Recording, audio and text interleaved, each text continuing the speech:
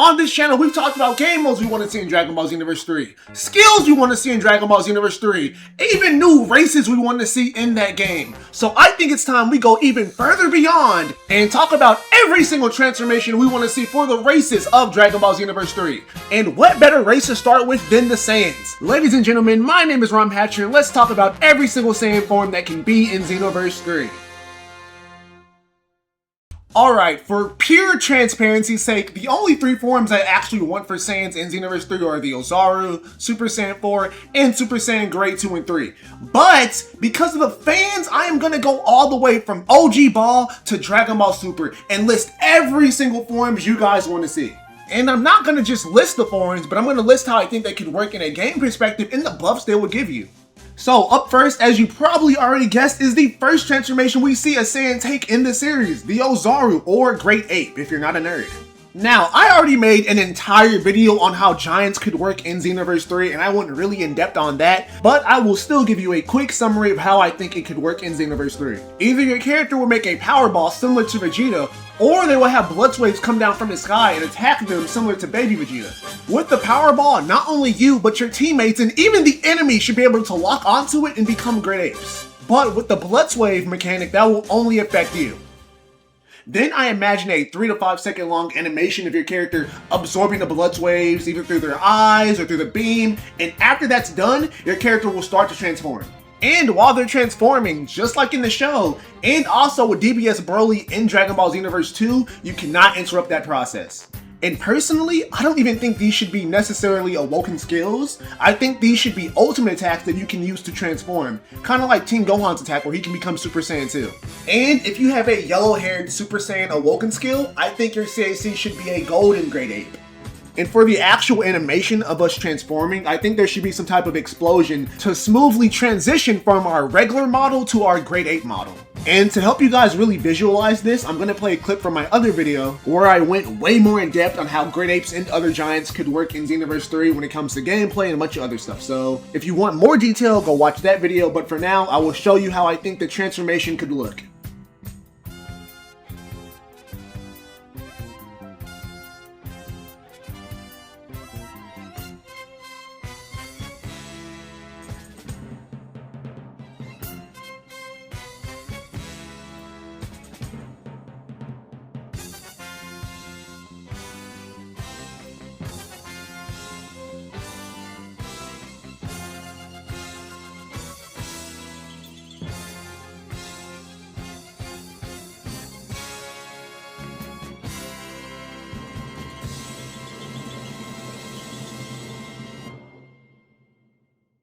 Next on the list are the Super Saiyan grade forms, and I really want to see these in the game. Honestly, I wish every single CAC race had a buff form. We've seen Frieza do it, we've seen Master Roshi do it, we've even seen Piccolo do it in filler before. And the function of these forms from the anime and manga would perfectly translate into the game. You get a bunch of power, but you become slower and you have reduced stamina recovery. Even those debuffs would separate it from the other Super Saiyan forms. That will either reduce the amount of ki you get while attacking, or just give you flat out ki drain. Also, in my opinion, there's characters that need these forms. Trunks is the biggest example of this. Not only do we need a melee Trunks character, like Sparking, like Raging Blast 2, but we also need his iconic buff-ass Super Saiyan forms, bro. No one looks better in Super Saiyan Great 2 and 3 than Trunks does. But we still need a Cell Saga Vegeta with his iconic Super Vegeta form. And please, give us a Goku and Gohan armor preset, and give Goku Super Saiyan Great 2 and Super Saiyan Great 3. Xenoverse, please make this happen. Also, I would love if Super Saiyan Great 2 had a function similar to Tree of Might, to where after you transform, you can immediately do a punch to your opponent. Next is Super Saiyan Rage, and while I personally do not care about this form at all, some of the guys in my comment section gave some really good ideas on how Xenoverse could implement this. Basically, Super Saiyan Rage would be a future Super Saiyan 2 or a future Super Saiyan 3. And I love this idea because it expands on an old awoken skill that doesn't get that much love and gives people a reason to want to use it. And like future Super Saiyan, this form would focus on having really high stamina recovery, but for balance reasons I can see this form also just doing less damage than the regular Super Saiyan 3. And speaking of Super Saiyan 3, again, the guys in my comment section cooked. They said we should add Ultra Vegeta 1 as a Super Vegeta 3. And with this, maybe we can get a different Super Saiyan 3 hairstyle. And of course, this Super Saiyan 3 would focus more on Ki Blast than Strike. Next is Super Saiyan 4, and I'm going to talk about the Daima Super Saiyan 4 first, just because it is so incredibly easy to implement in so many ways. First, just getting it unlocked would be really easy. We can either literally meet Neva himself, or one of the other magical Namekians in Kanton, which we have a lot of. We have Tosak, Mr. Unlock Your Potential Man. Brain rot. We have the other guy that's near the Dragon Ball pedestal that literally can attract Dragon Balls from a range like Neva. So they can either have him do it or another magical Namekian can pop in. Personally, I would love a Neva questline though, and I would also love to fight the Tamagami. But when it comes to the actual transformation sequence, I mean, it's easy. You literally don't even need a tail to become Daima Super Saiyan 4. You got literally just copy what they did in the show. But please, somehow, I don't know how, I need that iconic Lion King rock aura farm, bro. It's just standing there, drippy. Now, with GT Super Saiyan 4, I can see us doing a questline with Kid GT Goku or even Baby, because all we need to do is get to that Golden Ozaru state. And again, my comment section are just filled with geniuses, dude. So one guy's idea was that in the same way that you have to fight yourself when you become mind controlled, when you become a Great Ape, you have to fight your own inner Great Ape like inside your mind, beat him, and then you can unlock control over your Ozaru, and then you can transform into Super Saiyan 4. And listen, I don't care how they do it. I need the iconic dust clearing and just the pose, the sauce. Super Saiyan 4 is in fact the greatest Dragon Ball form. I'm not debating you right now. But Goten still has the greatest first time Super Saiyan transformation sequence of all time. Now, when it comes to the actual buff Super Saiyan 4 would give you, I want to go really unique because we already have a lot of Super Saiyan forms, and I want to do something similar to Super Saiyan God. Super Saiyan God focused on buffing one thing about your character, which was the basic attack, and because it only buffed one thing about your character, it was balanced and didn't need a crazy downside, like Ki Drain. So I think we should do the exact same thing with Super Saiyan 4. Have it focus on really doing one thing, and I think that one thing should be defense. Yes, I think Super Saiyan 4 should be the tank transformation for Saiyans. Not only would this give the form something new to do, I'm a nerd and I love for game balance to reflect the lore. Unlike Super Saiyan 3 and Super Saiyan Blue, which are very energy draining forms, Super Saiyan God and Super Saiyan 4, they don't have that.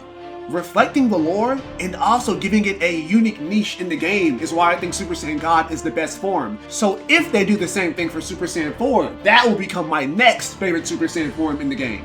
Now, before we move on to the God forms, there are two more forms I have to talk about. Those forms are False Super Saiyan and Super Kale!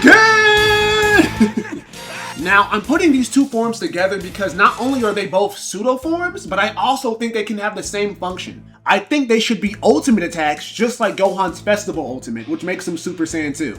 But also like the Festival Spirit Bomb where the character goes back to their base form. Well, with False Super Saiyan, you would go back to your base form, but with the Super Ken skill, you would just go back to your Super Saiyan form. And the reason why I'm restricting these to ultimates is kind of because that's how they were used in the show. Super Ken is literally just one punch, and every attack that Goku did as a False Super Saiyan can be fitted inside an ultimate.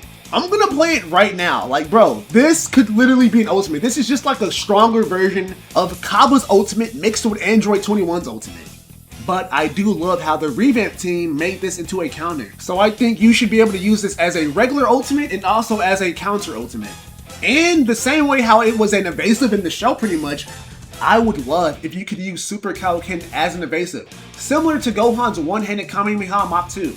And I'm only going this ultimate attack route because I feel like this is the most realistic way to get these in the game. And because I think every race needs way more race exclusive moves.